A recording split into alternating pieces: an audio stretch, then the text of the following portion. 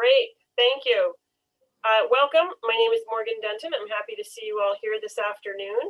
I'm very excited to begin session 2 of the Distance Learning Playbook and how we do this, we meet this new challenge.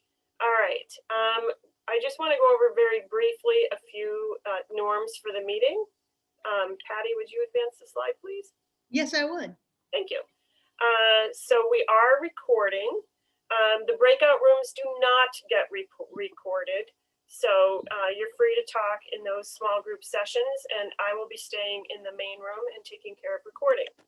Please make sure that you mute yourself except when you are engaging in a conversation. We're going to invite you to turn off your camera when we're in general session.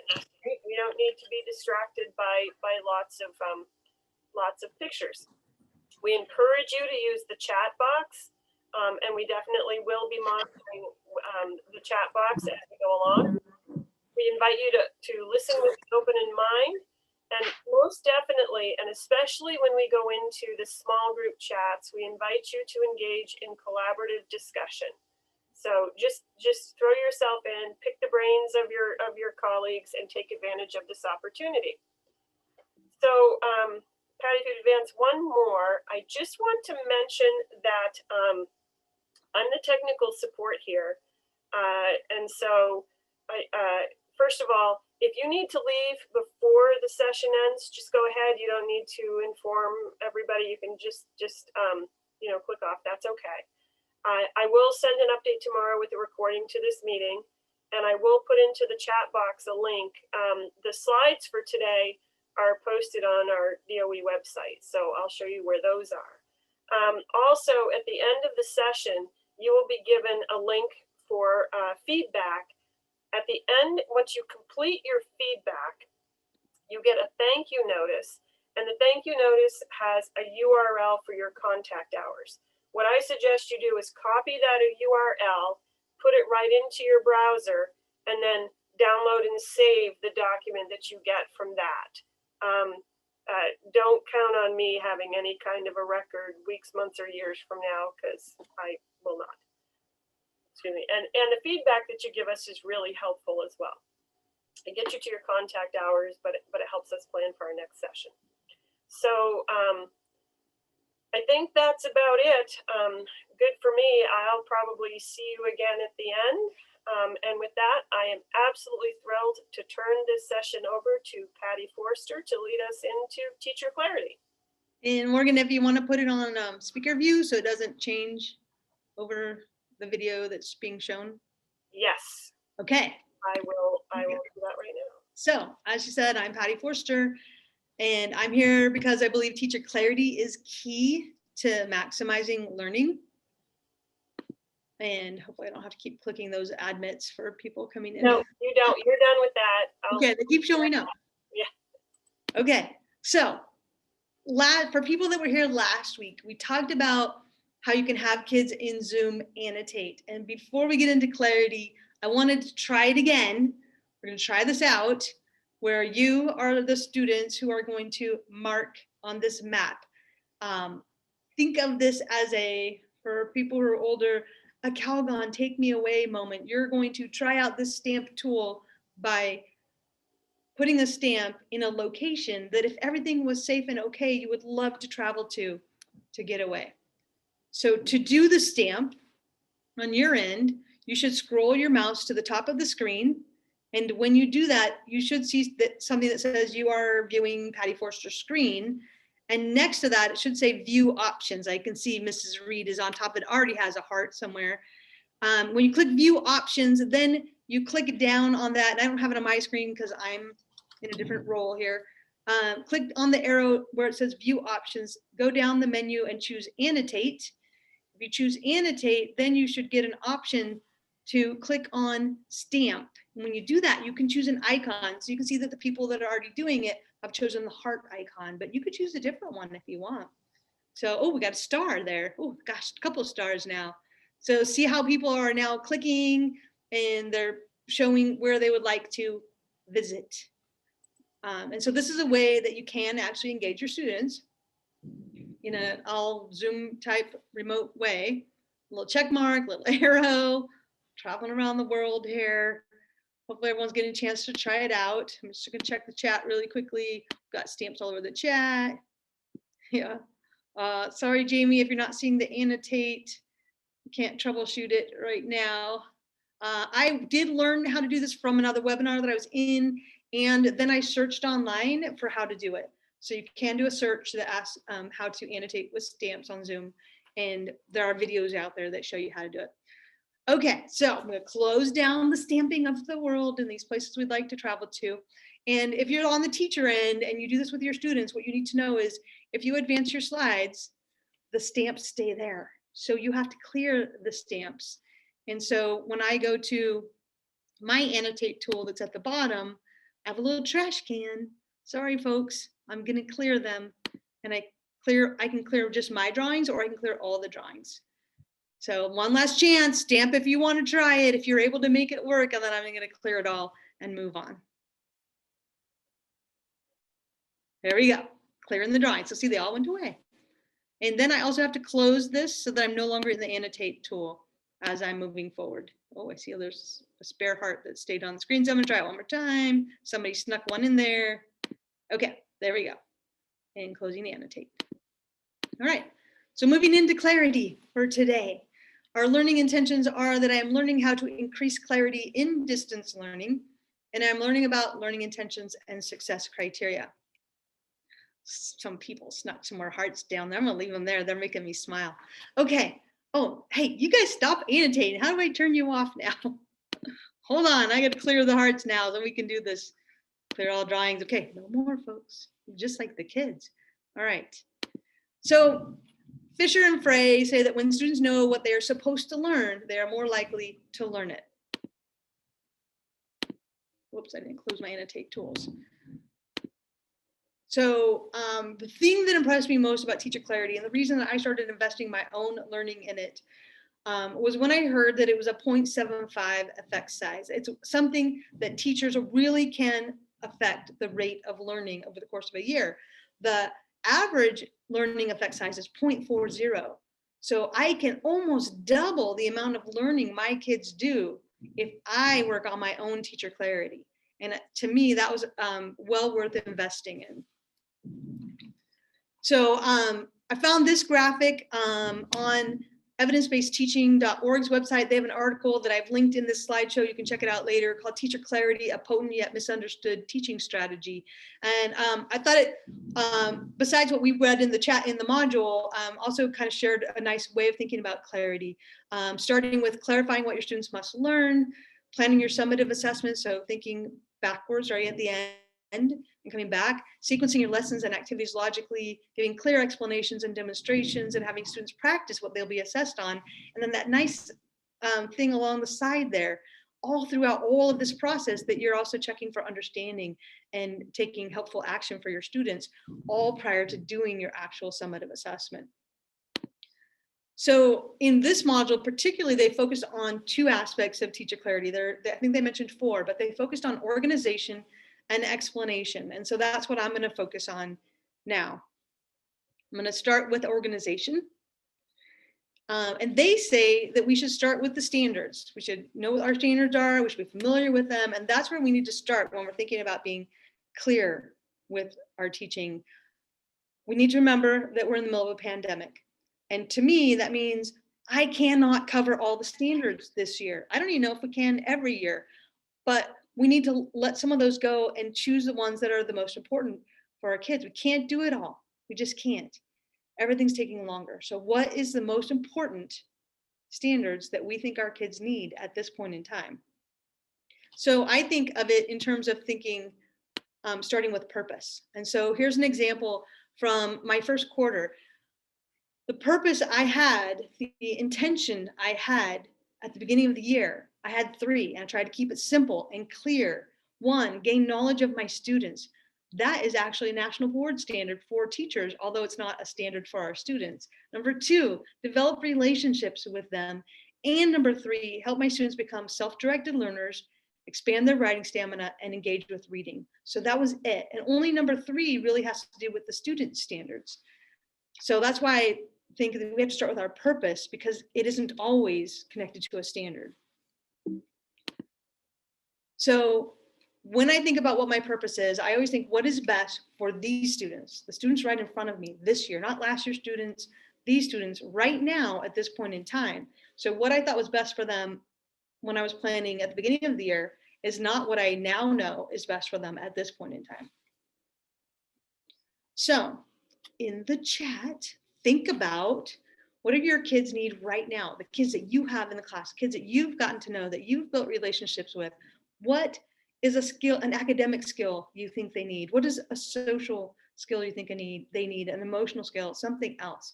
In the chat, if you could take a second, think about that and post what you think your kids need right now.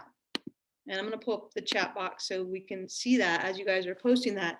I can see that Kate has posted routine. I agree with that. I think that's so important in hybrid learning. Hopefully other people will post some ideas here. What do you think your kids need right now? Think of one thing and post it in the chat. Well, there it goes now. Oh, there goes the typing. Support, time to talk, opportunities to be creative, stamina, someone to talk to. Yes, thanks so much for posting. Routines and connections, yes. Yes, thank you. Chances to be successful. Thanks so much for posting. Appreciate that. Consistency, predictability, persistence, sense of success as a student. Thank you, Kathleen. Time to interact with peers. Thanks, Nicole.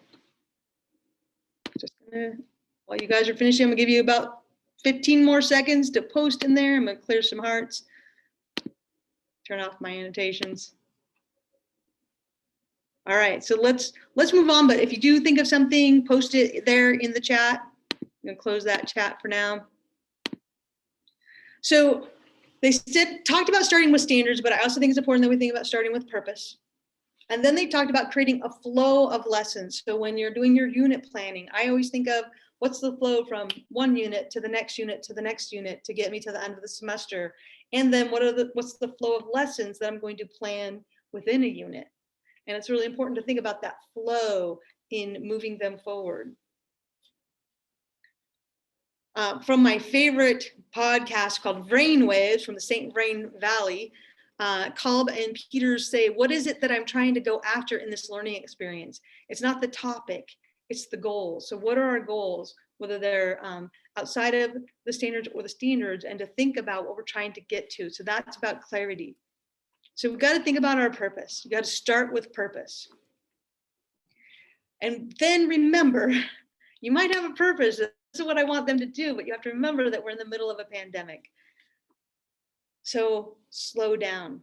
When you're deciding what you think these kids can do, remember, things are not moving like they have in previous years. We've got to slow down our pace to help them move forward in their learning. And really think about, rather than thinking of all these things I need to do and get to, think about this. Kolb and Peters, the same people, say, where are the moments over the scope of a unit or the scope of year where we are deliberately carving out space to go deep? And I think that that is so much more important, to go deep into our purpose versus cover too much. So slow down, go deep, not wide. And then slow down again. This is what I've been learning with the hybrid learning is I plan that things are going to take this long. I remind myself to slow down that plan. And then as we get into what I've planned, the flow of lessons, I realize I have to slow it down again. Things are not moving like they have in the past. There's just too many different factors with technology and stress that are making things slower this year. So I wanted to show you how my planning. So here's my flow from 2019 with my 9th graders. Semester 1, we did, our first unit was called Learning and the Brain. We looked at informational text, we were reading it and we were writing it. Unit 2, I called it The Evolution of You. We did some narrative, reading, and writing. Unit 3, called it What Do You Believe? And it was argument writing and reading and writing and speaking and listening. And Unit 4, called it Be a Champion, and it was a research paper and presentation. So that's what I did last year with my students, got through all 4 of those units. And this year I knew we couldn't do that. So I planned 2 units instead of 4. First one, thinking about narrative again as a way of making some personal connections with them and learning about them. So I called unit 1, what's the story you want to tell and how do you want to tell it? And then unit 2, focusing on the new standards for the state of Maine, writing inquiry, having them look at things that they want to learn about, to have to create their own inquiry. So I called it, what do you want to learn? This is 2 units for the semester. I thought I would be done with unit 1 before Thanksgiving break. I'm still working on it.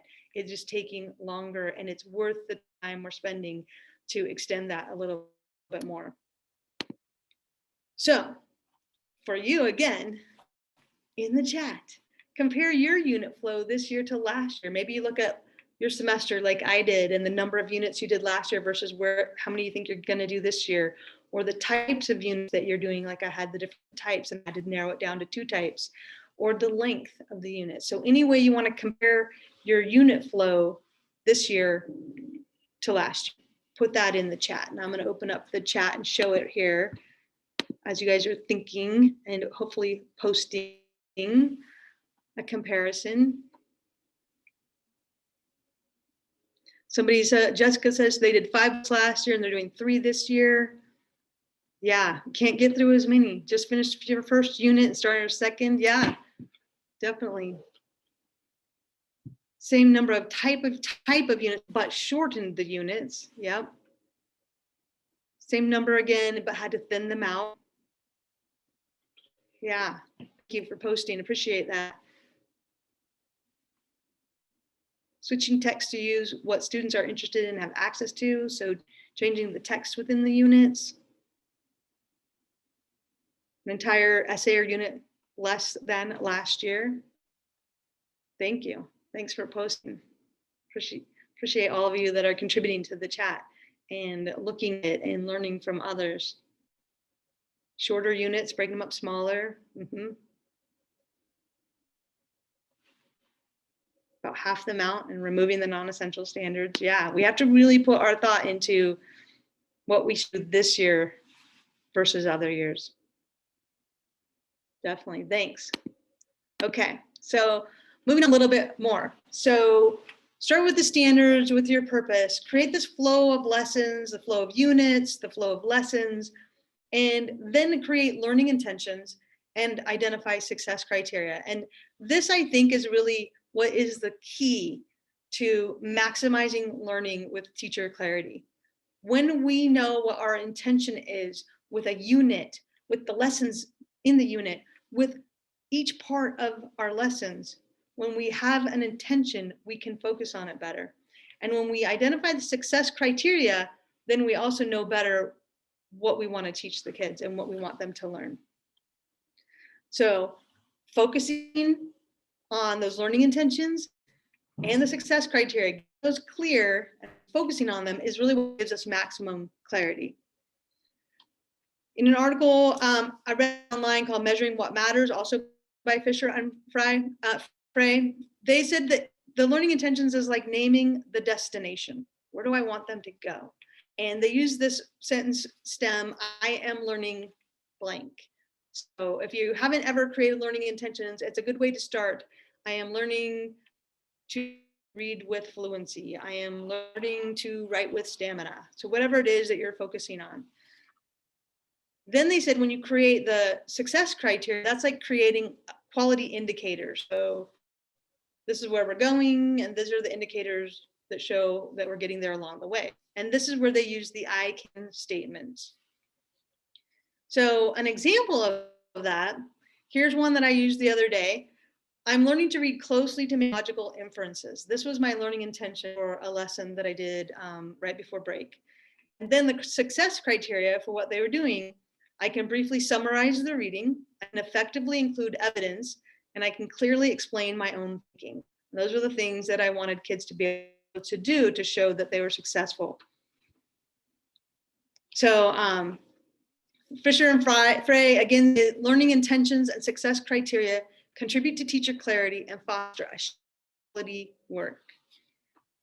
But these efforts are stymied if feedback opportunities are scarce, It's essential to use feedback to guide students towards internalizing success criteria so they can measure their own success. So it isn't just about creating these intentions and creating these success criteria. It's also so important to focus on giving feedback, which is going to be a little bit later today. Brandon's going to talk about feedback later in this session.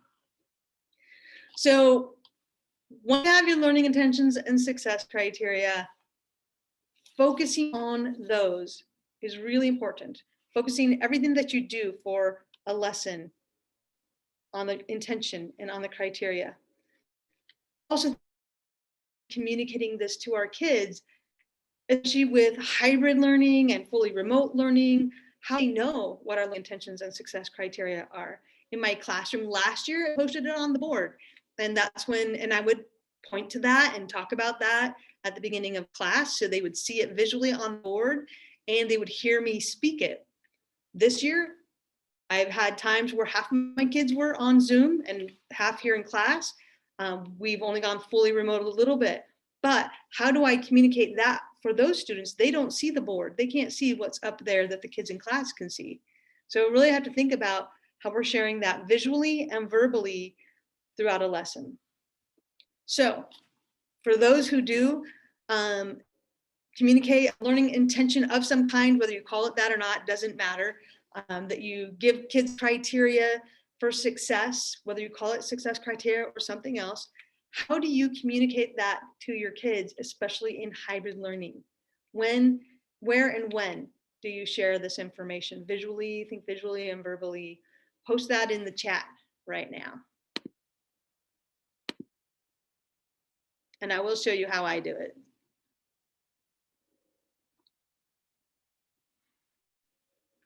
Someone's got it in their weekly agenda on daily slides. A good idea. In Google Classroom on a daily agenda. Every day on a daily plan. Thank you. On a matrix that's digital and a hard copy for each learning unit. Thanks. Looks like a lot of people are using Google Classroom and sharing it there.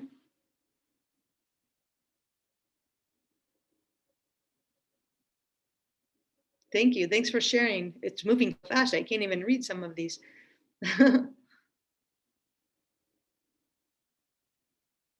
So meeting together and talking about it verbally, not just posting it somewhere, is important.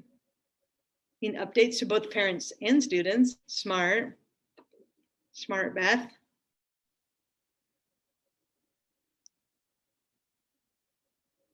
Projecting it on your computer screen and a screen in the classroom. That's what I do too, because I've got hybrid kids and it's posted in the classroom. I do have all three of those on, Ashley. Same as you. Oh, a daily warm up. Nice idea, Kathleen.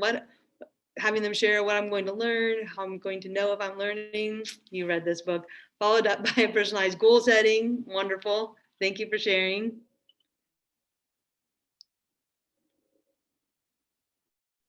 All right, thank you. I'm gonna move on again, but keep posting if you're getting ready to post yours, and other people will be able to see that. So in the last part of the module, I went through all of these things, starting with our standards, creating that flow, creating the learning intentions, and identifying the success criteria. They also talked about finding the relevance. And I do think that this year, more than ever, that is so, so important. I did mention that in Hattie's effect sizes, boredom was listed as a negative 0.47 effect size, which means it is detrimental to our students' learning if they are bored. So it's even more important in this pandemic that we think, how do I make these lessons relevant to my students? And they recommended personal connections. And I think that really is so, so important. How do we make sure that our kids feel personally connected? They suggested a personal association, personal usefulness, how they might be able to use it at some point, and personal identification. And I know for me as an English teacher, we definitely did a lot of writing about them, and that was a personal connection. And now we're going to be moving into learning and writing about something that they're interested in. So if we can make those personal connections, that should hopefully help with engagement, and because they do find it more relevant that way. And finally, and this is something that I'm really learning this year, I think more than ever, is not just, oops, sorry about that, not just creating a flow in the unit, lesson to lesson within a unit, but thinking about my daily lesson and what is the flow within my lesson, and how is everything that I'm doing in my lesson connected to the learning intentions and success criteria? And how is everything that I'm doing in my lesson relevant to the kids? So if we know what all those, if we know what our learning intentions are, if we know what our success criteria are, and we focus on that, and everything that we create and that we do and that we ask our kids to do is focused on our purpose, they will learn more, they will learn better, they will continue to grow as students faster than they ever would any other year. So again, purpose, start with your purpose, focus on that purpose, and then you have to let some stuff go. And I think this is the thing I learned more than anything, is when we know what we want for our students, we have to let go of the other stuff because it can't all fit in. So sometimes we get super attached to something we created last year or the year before, we've been using for 5 years and we love it, but it's not going to work this year. We have to let it go.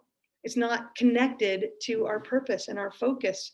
So we have to let it go. And I think that is something we're all learning this year. There's not enough space and time to do everything. So we have to let things go. And I think that is something we should learn from this experience to carry into next year. You know, hopefully when we're no longer doing all of this remote learning, that we do really focus on our learning intentions and our success criteria, and we let go of those things that aren't connected to it. So I'd like to give you a little sneak peek into how I plan, specifically for a lesson. So right before break, I was planning a lesson for reading a chapter in a book that is called Tell Me Who You Are. It's a really cool book that these two 18-year-old girls created, traveling the US and interviewing people, and it's about race and culture and identity. So we were on chapter 4, and what I really wanted my kids to be working on that day was their reading or viewing, because we also had a video, and their speaking and listening. So we were working on discussion skills. And so this is just my little hand note when I was thinking about what I wanted to do and the order I wanted to do it, and if it was meeting what my criteria were, my intentions. And then I go back to the standards. And because I know the standards pretty well, I go to the standard and I look specifically, I knew I was working on reading key ideas and details, and I pull it up, that section, and I highlight the pieces that I want to focus on for the lesson. And so you can see that I did that with speaking and listening and the key ideas and details. And I couldn't do every little bit listed in a criteria there, but I could do part of it. So if I focus on my organization, how I set it up for my kids and how I explain it to them, they should be able to be successful. So here's my class. I have attendance every day. This is my online class. We use Schoology as our learning management system. And so I have a little attendance board post to, a little slow start that they post to. Math teachers here at my school call it a do now, but I think that's really harsh. And I like to kind of think about kind of easing into class a little slowly. And while they're doing that, I can do my attendance and figure out who's here remotely and who's here in person. And then we do free reading, which is very important to me, and a quick write. And we have our learning opportunity and a closing. And this is a structure that I've started the school year with, and I've continued to do it all throughout the year so far, so that when we go fully remote, they know how to follow our class. So here is the slow start that I did that day. And you'll see, I wanted them to read the introduction and then write up and post what they thought the message or the theme of the introduction was. So the slow start, my intention was slow is I'm learning to be a self-directed learner, and my criteria are listed there. I can take initiative, completing the slow start activity and shifting free reading when done. I can manage my own learning and work independently through the slow start activity, and I can be persistent following the instructions and rereading the instructions if I am confused. And the kids see this every single time they open this up, and then they have to follow the instructions, and they need to be able to do this part on their own. For free reading, I've listed here my learning intention with free reading as well as the criteria. And the kids actually read a paper book, not on the screen, and it's really good for them to get off the screens for a little bit. When we do our quick writes, which are quick lessons, like this one was on sentence variety, I have the criteria listed there, and I have a slideshow that all my quick writes are in, and we access to do. For the actual lesson for the day, we were again working on our reading with purpose and speaking and listening in various size groups. So we had a whole class discussion as well as small group discussions. So our My learning intention was I am learning to read with purpose and to speak and listen in very sized groups. So I had 2 parts. And then I listed the criteria for that lesson for that day. I can summarize the theme or message from my reading. I can participate in a whole group discussion by speaking thoughtfully and or listening attentively. I can read and reflect on the knowledge gained from reading.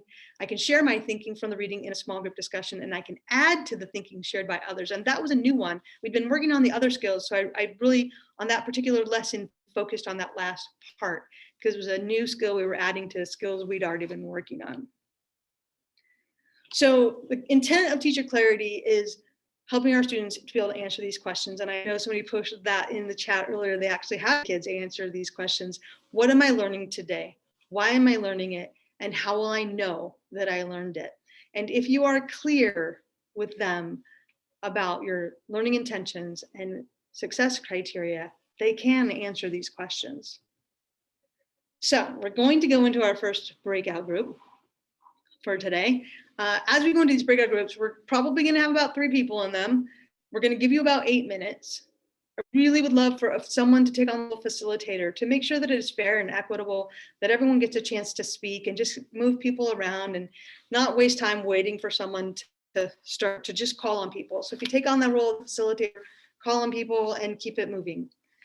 Someone else take on the role of timekeeper and make sure that we split the time up evenly and fairly amongst the people and to share that with them, and that everyone who's in a group listens and speaks and is fully engaged, hopefully without distractions.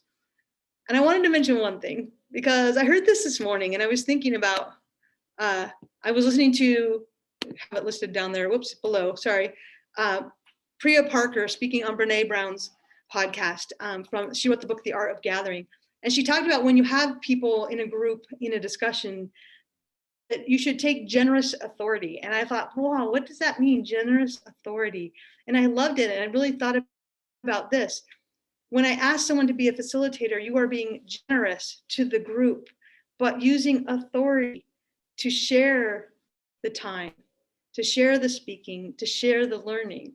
So for the person who takes on the role of facilitator, thank you, and use your generous authority with the group.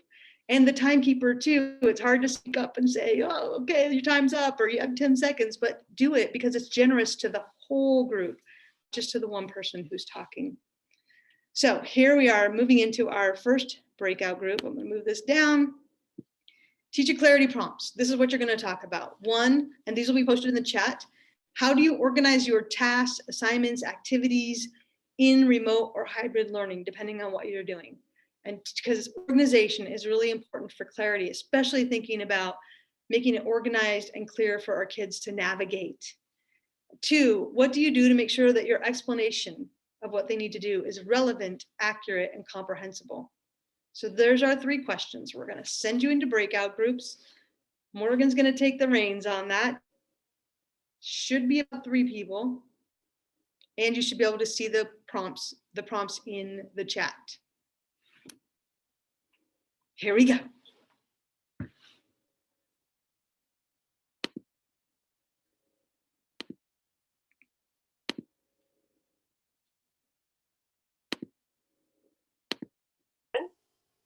right.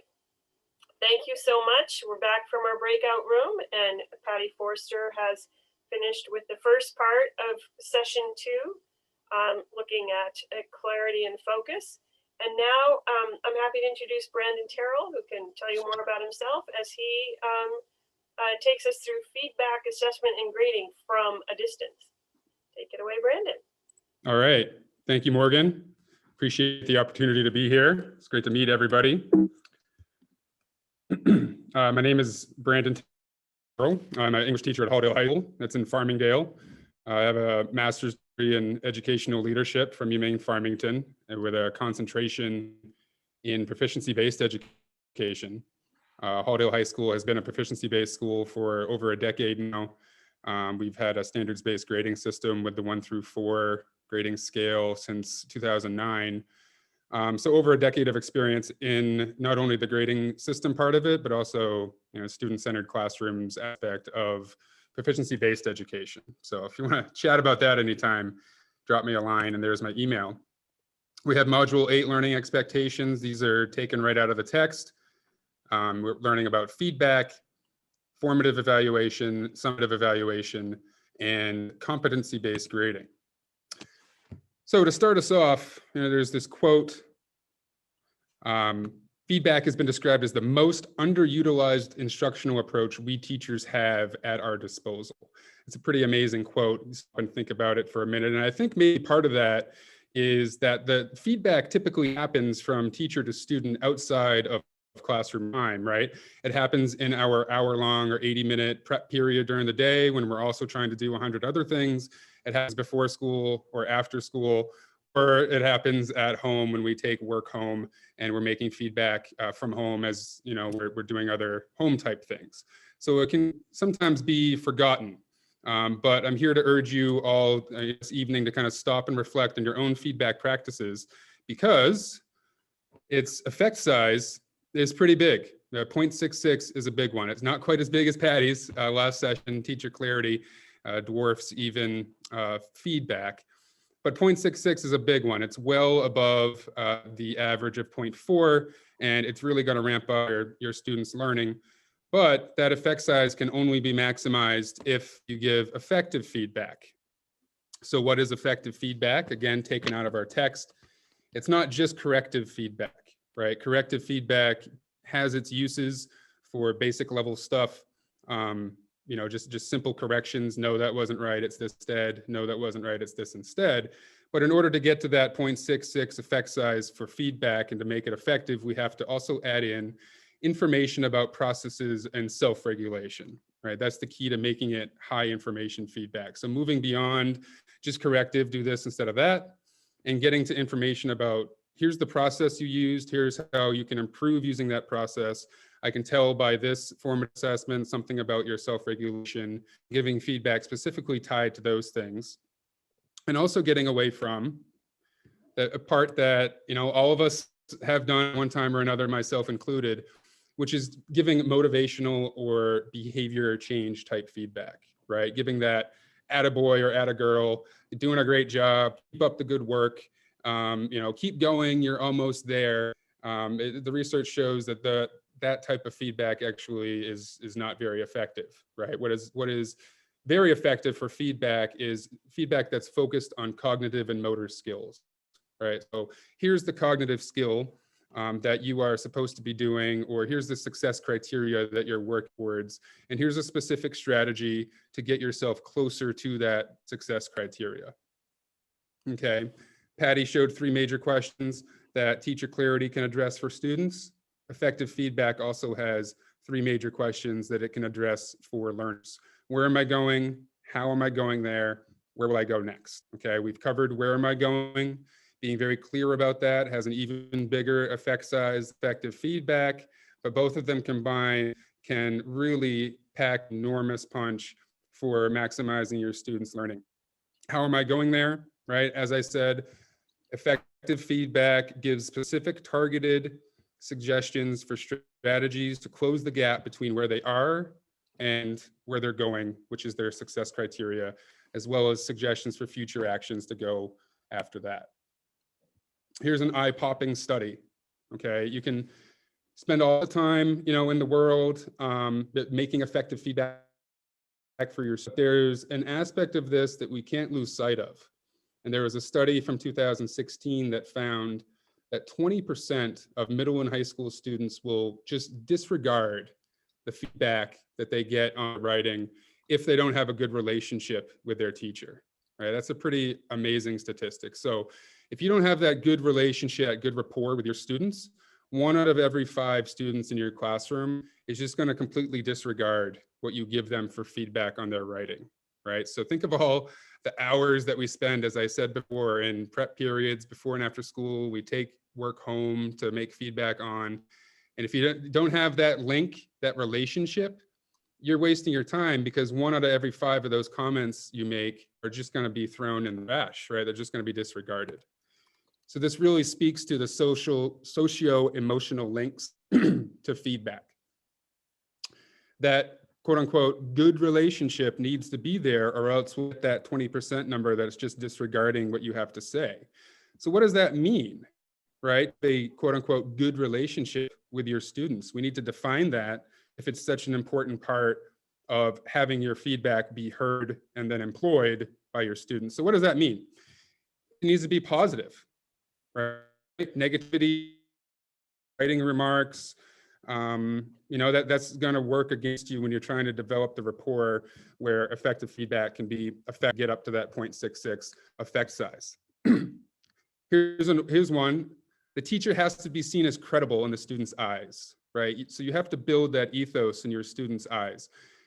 And credibility can take any number of forms, as I imagine you can think, right? It's just being organized and being on top of things and having your Google Classroom organized or your Schoology or whatever your tool is, right? Having it laid out in a predictable manner, in an organized manner, having that teacher clarity, being an expert in your subject, and also admitting when you don't know an answer, all of that plays into credibility. And then you have maybe the most important one, you have to cultivate a classroom culture that does not shame errors, right? You have to have a growth mindset where errors are okay, they're celebrated, they're part of the learning process.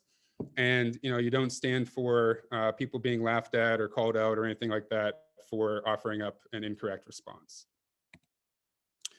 So specifically from a distance, a little Bette Midler in here. Some of you of a certain age might remember old Bette and her hit From a Distance.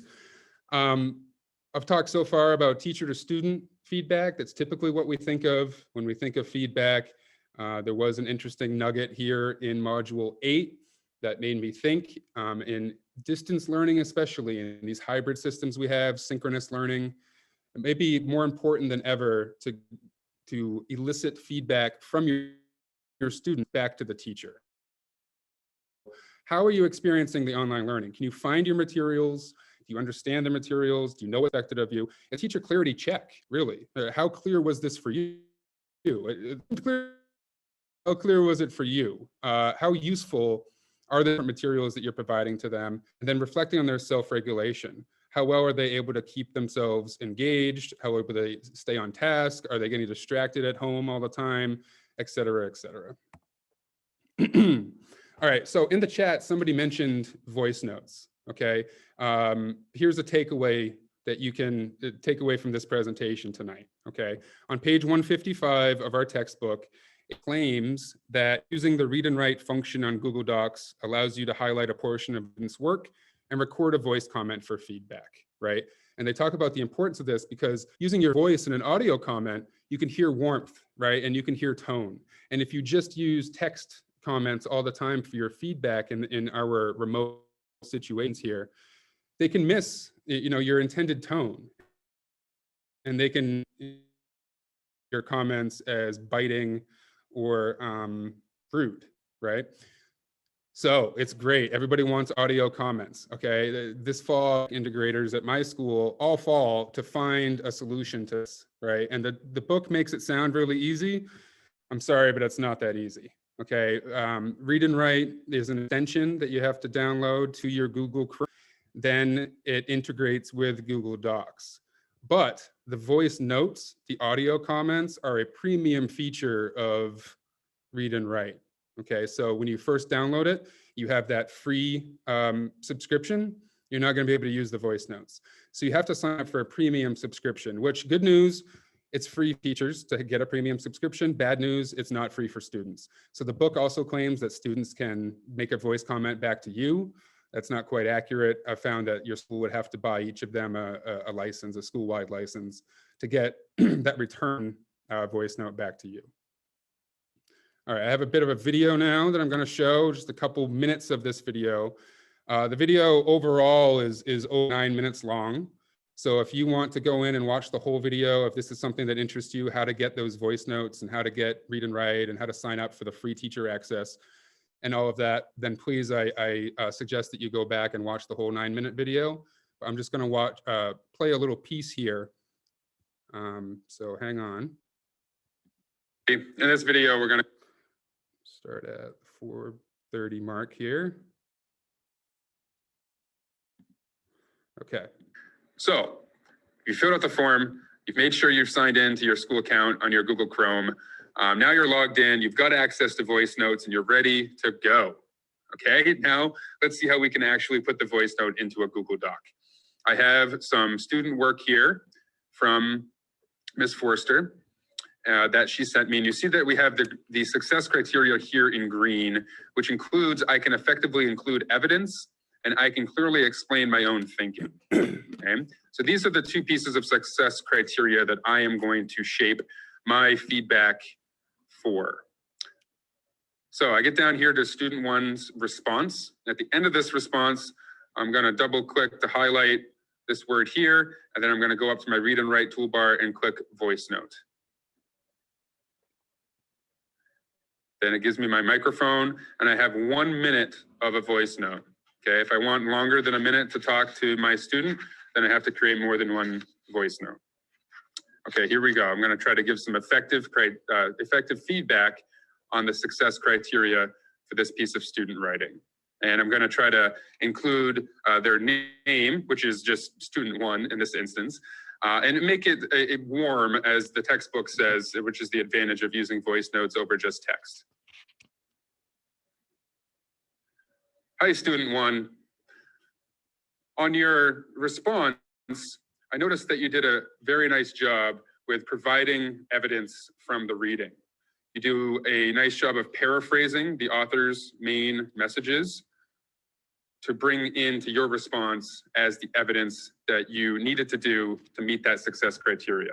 So nice job with that aspect. The aspect that I would like to see you work on for this piece of writing and in further pieces of writing is explaining your own thinking. It really is only a sentence or two at the end here where you talk about your own thinking and your own relating this reading to what you see in your school around you. So that success criteria needs some more work. Thank you, student one. Okay, so I'll stop the video there. At the beginning of that video, I explained how to download the extension, how to sign up for the free teacher subscription, and all of that, and then use the actual voice note. In the chat, some people are mentioning some other options as well. Please, by all means, try those out. I tried out Cami, and I'm not sure, I could be wrong, but I'm not sure that Cami really works on Google Docs. It works on PDF files nicely if you get it set up, but the advantage of read and write is that it integrates with Google Docs. So I haven't found any others that work. Somebody mentioned Kazina or something like that. I haven't tried that one, but so there's that. Let's see. In this video, we're going to go over voice notes. Okay, so now we are going to have a breakout session, and we're going to have discussion. I'm going to post Padlet into the chat if I can here. Chat. Padlet. Whoops, that did not go to everyone. Here we go. To everyone. Padlet. All right, so we're going to do breakout rooms just like we did for Patty. About 3 people per room. We're going to have 8 minutes this time, discuss these 2 prompts.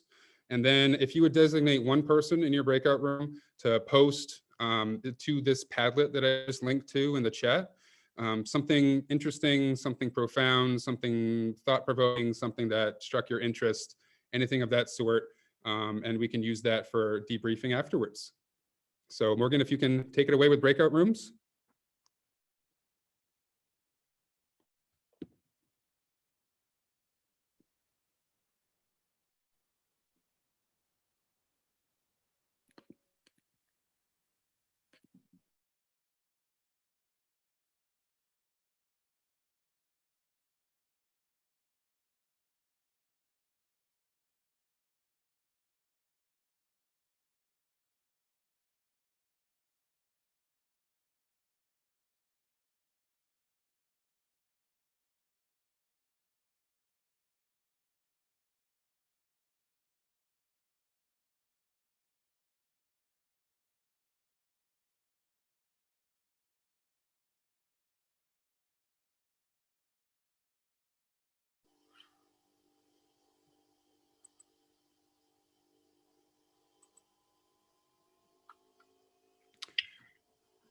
Okay, welcome back, everybody.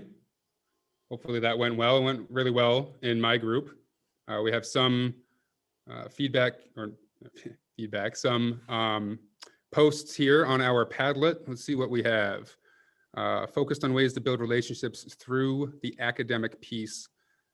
Yeah, I like that. Discuss a student's journey as a learner. Individual conferencing in a virtual meeting. I like the idea. I did that a week or two ago. You put each student on the Google Meet in their own breakout room and just have them work on a paper or a task or something. And then you, as the moderator, just pop into each breakout room one at a time to their task, or just to check in, as somebody else said here, just checking in, to get that feedback from the student back to you. So, oh, and don't grade formative writing. That one's interesting. Stay tuned. We'll talk much more about that. So I'm going to get back to our slideshow here. How are we doing on time? Not too bad. Let's talk formative assessment. Okay, formative assessment has an effect size of 0.34, which isn't as big as some of the other ones we've been talking about, right? It's only about half as big as effective feedback, and it's much smaller than teacher clarity. But 0.34, it's under the average of 0.4, but it's not nothing, right? It's something, but the effect size of 0.34 will only be achieved if the teacher and the student use the results of a formative assessment to take action and to shape future teaching and learning. So some examples, just quickly, that I took out of the book. You give students exit slips at the end of one period to check for understanding. And then the next period, when you get back together, you group them into breakout rooms on the Zoom call or the Google Meet, or in person, or a combination of the two if you're hybrid. And you group those breakout rooms intentionally based on the exit tickets, right? So if you have students who are kind of in the middle, put them together. The students who know it so well that they can teach it themselves, sprinkle them into those groups as well, and then maybe pull out the students that are really struggling and have your own breakout room with them to work with as the teacher to work with them. So that's a nice formative assessment idea in a hybrid or distance learning environment. Another idea is the poll function in Google Meet or Zoom. Using the poll function can check for instant understanding, right? Get you that instant feedback from student to teacher, which you then, again, key is that you then use that, right, to shape future teaching and learning. So you adjust what you are doing for your lesson plan. Another idea was a practice quiz using Google Forms, right? At the beginning of a unit, you set up a practice quiz so that you can assess what students already know and they don't already know. And again, that lends itself very easily to that part of formative assessment, which is the key, which is using it to then shape future teaching and learning. You know the parts of the unit that you're going to have to double down on. You know the parts of the unit that you can go over quickly based on the results of that practice quiz. So speaking of using a poll for immediate feedback, let's see, I'm going to push out a poll here. And this is asking about your use of these formative assessments that I just mentioned. Have you used exit slips? Have you used an intentionally grouped breakout rooms?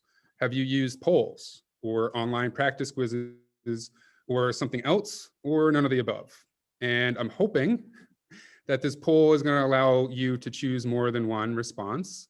That's my plan anyway. Launch poll. Yeah, it should, yeah. It should, okay. And go ahead and put in your responses here, and we can see some of these responses coming back in real time.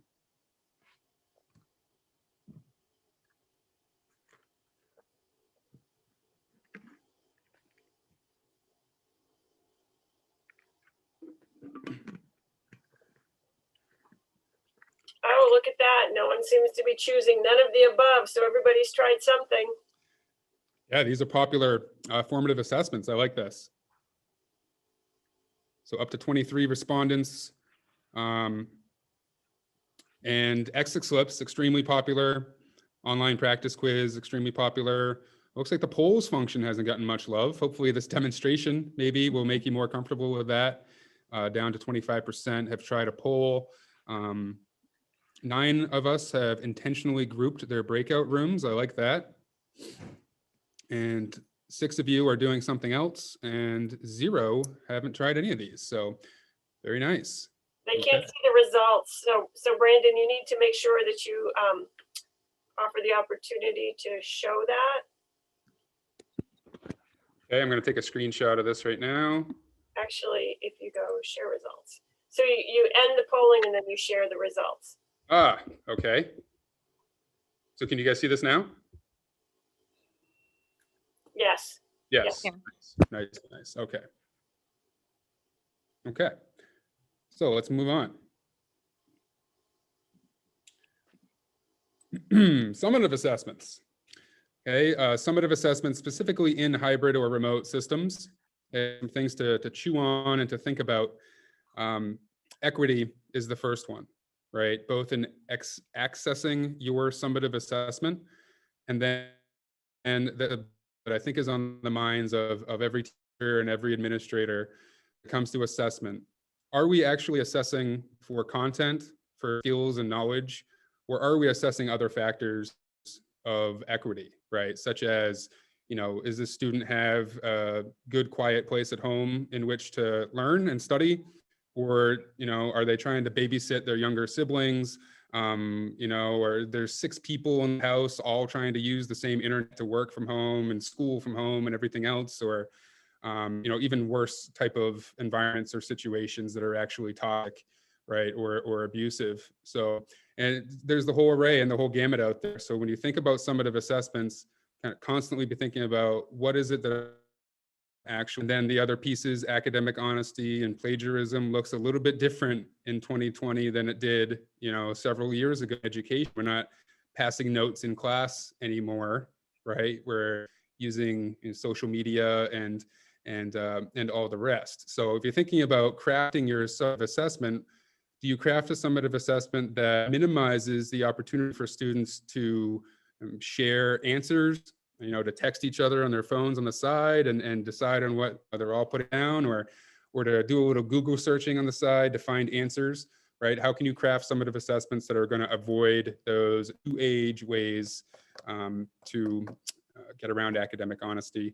And that feeds into formats and platforms. Formats meaning, what are different ways that you allow students to demonstrate their learning with different types of evidence? Or do they orally, do they do it written, et cetera? And then platforms, right? All the different technological platforms that are out there. What are the different digital technology tools that you allow them to use? And then trying to match up formats and platforms with each individual kid and what's going to be best for them. I have another video here talking about summative assessments. Google Forms, you know, I assume a lot of you, maybe most of you, maybe all of you have used Google Forms in some way or another. I think pretty recently they added a quiz function, and it's fully integrated with Google Classrooms so that once you score the quizzes and grade the quizzes, you can import those grades directly to your Google Classroom gradebook, and you can return those to students. And as you'll see in the video, as you set up different types of questions, some questions like multiple choice or checkbox questions will give immediate answers to students. That was right, that was wrong, here was the right answer. And then there's students like long answer, like paragraph answer questions, where you have to go in as the teacher and grade them after, and then give them a grade. And there's also an opportunity to give feedback on each individual question. So I'll play a part of this video if you hang tight. In this video,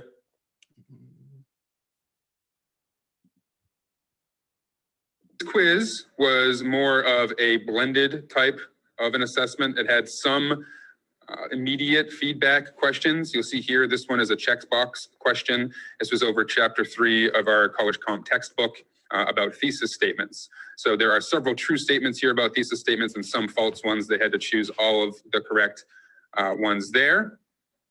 You'll see if I go into the answer key, I had the 2 correct ones. These are the 2 correct ones. I've put it as it's worth 10 points and done there.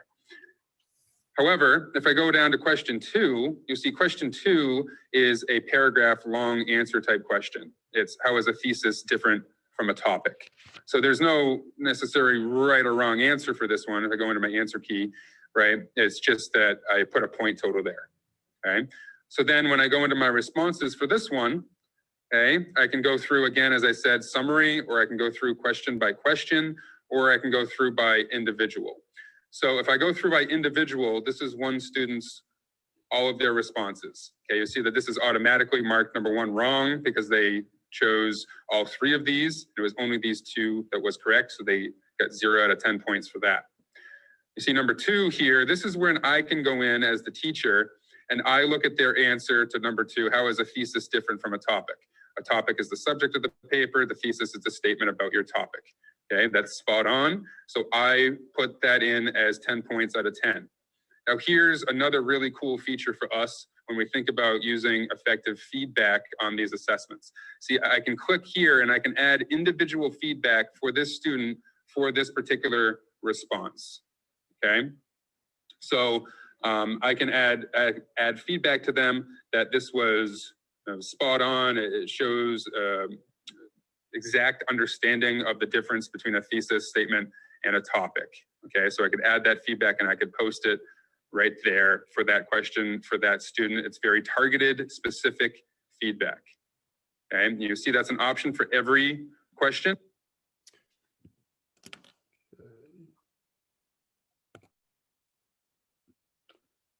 All right, so, if I had more time, I'd play you more of that video, right? At the beginning, it kind of sets up how to set up the Google Forms as quizzes and the quiz function.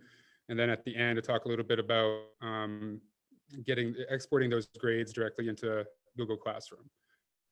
In this video, I'm going to go over. Okay. So the last portion that I want to talk about is competency-based grading. As I mentioned, here at Halldale High School, we've been a proficiency-based school for over a decade now. So we've been through a lot of trials and tribulations, a lot of going down one road, putting on the brakes, backing up, going down a different road, and figuring these different things out. So the first image here is a word cloud of just different ideas I had of things that go into a grade for school systems that still bind everything and only report out one grade for a course, right? You're putting all of these things into the soup, right? And then just reporting out one number. So competency-based grading, there's does and does nots here. Students only receive grades on their summative assessments, right? Homework isn't graded, formative assessments aren't graded. Or grades are only given for summative assessments, and students can retake those summative assessments. The key there is that they don't retake just the same version, right? But that you come up with an alternate version that's different, but just as equally rigorous. Okay, and then of course, the other hallmark here is the separation of a content grade from a work habits or citizenship grade. And then the big question becomes there, how do you give that work habits and citizenship grade some teeth so that students and parents care about it? Competency-based systems do not, right? They don't give points for homework or formative assessments. We don't average together. You don't allow students to fail one summative assessment and do really well on the next, and it averages out in the wash and you get a 80 for the course, right? It show competency on every summative assessment. And school systems across the state, as you probably know, are using various grading scales, either 0 to 100 or 1 to 4, to report out on these competencies. If we had more time, I'd do a second poll, but I'm going to skip that tonight. We're down to about 6 minutes left. Some features and some barriers to implementing these proficiency style practices into your classroom. And again, some of you may have more wiggle room with these than others, but I suggest that we all kind of think about how we can do some of these the most you can within your own classroom context, right? So how can we minimize the variables of equity, some of the things we talked about before, access, environment, siblings, parent support, and how can we maximize flexibility of formats and platforms? Then, of course, any school that's tried to implement proficiency-based practices runs up against these barriers. Namely, number one, how does that work habits and citizenship grade have teeth? Do we put it on the transcript? Do we report it on report cards, put it on the transcript, and send it to colleges? That's an option that certainly gives it teeth. But if you do that, you better have done your job as a teacher in instructing in these work habits and citizenship, in multiple assessments, in feedback, and reporting out. And there's drawbacks to that, right? The second one, do you report out a number grade for a work habits grade, or do you just give a qualitative comment? We here at Halldale, it's been years since we gave number grades for those. We just do qualitative comments on report cards or progress reports at the midpoint of the semester. So for each student, we give a full qualitative comment about their work habits, their citizenship in class, their on-teacher pace, et cetera, et cetera. Teacher pace, if they're not meeting those work habits and citizenship, then it is tied to extracurricular eligibility, and it'll trigger interventions, academic support sessions, and makeup labs or classes. As I mentioned, the switch from 0 to 100 to 1 to 4 happens sometimes. Sometimes there's a conversion between the two, which I find to be even more confusing than just sticking to one or the other. But if you go to the 1 to 4, there's all kinds of misconceptions out there about what a 1 to 4 means. They assume that 1 through 4 is equal to A, B, C, D. And as we know, there's not supposed to be any kind of transference there. They're supposed to mean separate things entirely, right? But people naturally do that. So there's a lot of education you have to do around the 1 to 4 grading scale if you choose to go that route. And then the concern around homework not being graded and therefore being quote unquote optional, having no firm deadlines, and allowing for numerous test retakes, right? And you say, well, why would I prepare? Why would I study for the first go round if I can just retake it multiple times until I reach competency, right? So those factors are often regarded as lowering motivation, okay? And to which my response to that, right, is that if you're depending on those levers to motivate your students, then that's not good, right? Do they work as motivators? Yes, sometimes. You can get a short-term motivation boost out of saying to a kid, you'd better do this by Friday or you're gonna get a 0, right? But that's an extrinsic motivator that's gonna give you a short-term boost and eventually is gonna go down to nothing, right? You're gonna get nothing out of that.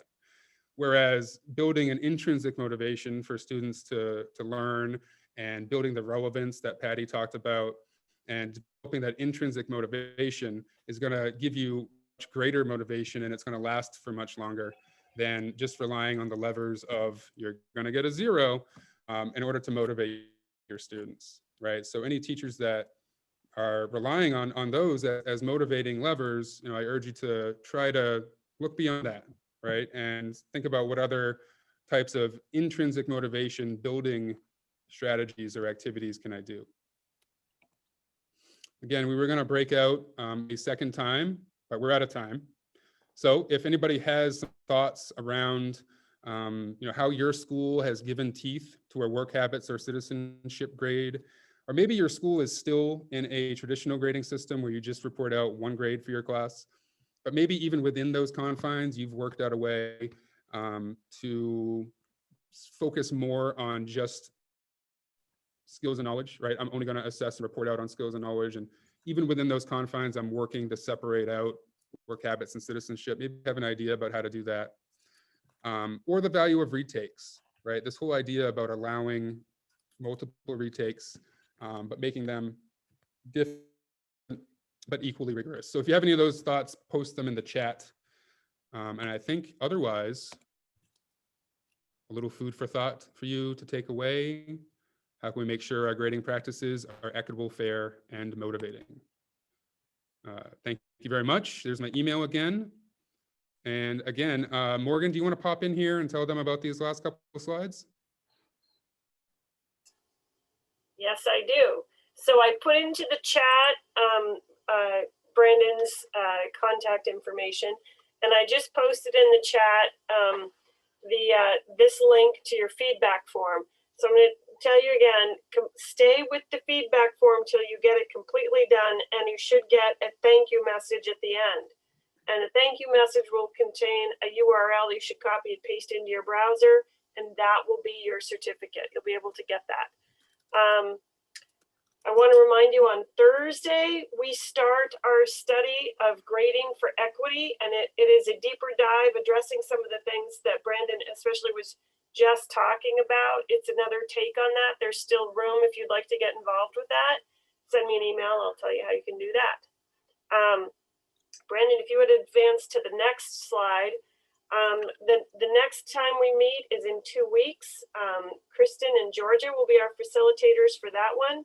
Remember, our thinking is we're trying to work our way through this playbook in such a way that come January or February, as you start a new semester or you flip your classes, you can do that very intentional reset of maybe looking at what we learned in the spring, looking at what we've learned in this first semester, and making sure that we're getting a strong start to the next semester and whatever happens the rest of the school year.